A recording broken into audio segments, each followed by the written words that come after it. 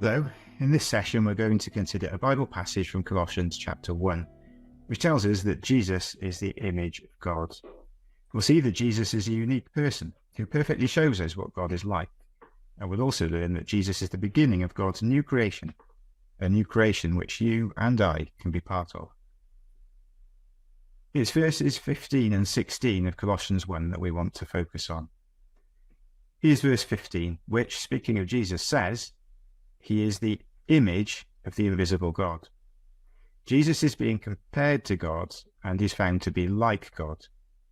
The verse doesn't say that Jesus is God, but rather that he is the image of God. So what does the word image mean? Well, it means a likeness or a representation, like a photograph or the picture on the television screen. And with modern technology, such an image could be an almost perfect replication of the real thing. Or an image could be our own reflection in the mirror. Whatever example we might think of, we know full well that the image of a person is not actually the person, but a visual reproduction of their appearance. Now, look again at what the inspired writer says about Jesus. He is the image of the invisible God. Does that make sense? How can you have an image, a visual reproduction of something that is invisible? It defies logic. But when God asks us to look at Jesus, he's not asking us to consider his physical appearance. We couldn't do so anyway. Today we can only guess at what he might have looked like. No, when God asks us to look at Jesus, he wants us to see his spiritual qualities, his character. This is the sense in which Jesus is the image of God. God is invisible. We cannot see him. In the first letter to Timothy, we read that God dwells in light which no man can approach unto, whom no man hath seen, nor can see. Yet, although it is impossible for us to see God, the Bible overflows with descriptions of what he is like. He is full of goodness. He is kind, merciful, and gracious. He is just and true. He is righteous. He is love. And when we look at Jesus, we see those exact same qualities. Those qualities are lived out in every moment of his life, in every word, in every act, in every sympathetic touch, in every thought. He shows us what God is like. All those wonderful characteristics of the invisible God are made visible to us in the person of his Son, Jesus. But you may be thinking, what about the second half of verse 15, which tells us that Jesus is the firstborn of every creature? Does that not tell us that Jesus existed before his birth, that he was born before all other living beings were created? And, you may say, if we look at verse 16, we're told that Jesus created all things.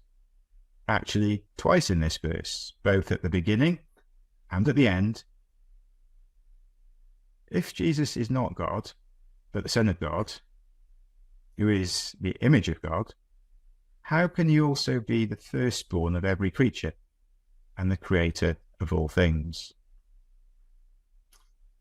Perhaps these words in Colossians 1 verses 15 and 16 remind you of the Bible's creation account in the book of Genesis.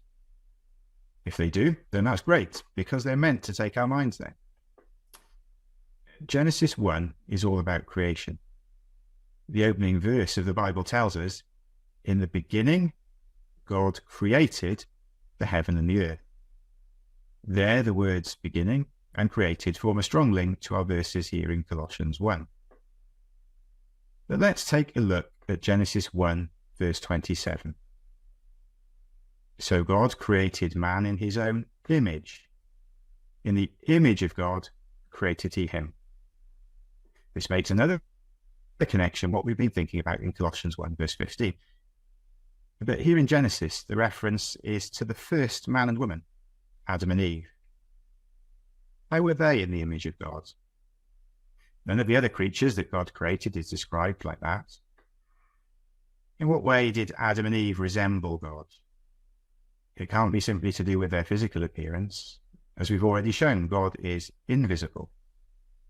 And unlike Jesus, they did not perfectly reveal the character of God. But they were created with the capability to do so, to show goodness and truth and kindness and love. They could have chosen to demonstrate godly characteristics in their own lives, and that is exactly what God wanted them to do and instructed them to do. But they failed. They sinned. And God gave them minds that could understand his will and reflect his love. And God made them with bodies that could obey his instructions and that could love and worship him. But they fell short. Adam and Eve were made in the image of God, but that image became no more than a blurred, distorted outline because of their disobedience. So we have two creations. There is the old creation, first creation, where Adam was made in the image of God, a creation which was damaged by sin, where the human race failed and continues to fail to reflect God's character and to conform to his image. And then we have a new creation, a creation in which Jesus is the first, where Jesus was and is the perfect image of his Father. That new creation began when God raised Jesus from the dead.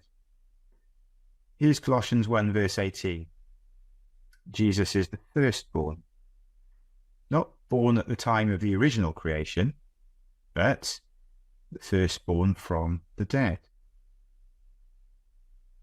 Have you ever noticed that in the original creation, the old creation, God gave Adam a creative role? God created the heavens and the earth and brought life into being. Then, the first couple were instructed to continue that process. Be fruitful and multiply and replenish the earth. A creative role of bringing new life into existence. Yet, sadly, each generation that followed on from Adam and Eve was in the image of its parents, subject to sin and death. Perhaps that helps us understand the creative role of Jesus described in verse 16 of Colossians 1. Jesus is the firstborn from the dead, the first of the new creation. But God does not want his Son to be alone in that new creation. He wants the earth to be filled with men and women who reflect his glory, who are in his image.